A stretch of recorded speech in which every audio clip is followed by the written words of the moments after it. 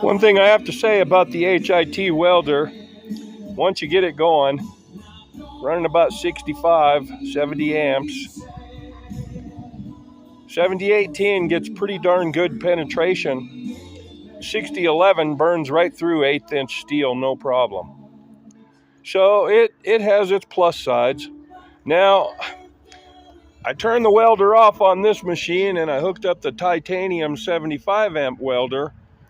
And believe it or not, it's actually a better stick welder than this machine.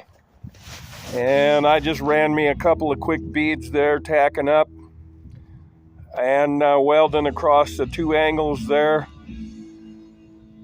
Stopped about 2/3 of the way, had to start again. And this machine's a little finicky too. You know, it's just a 75 watt cheap old welder, so it does pretty good. All right.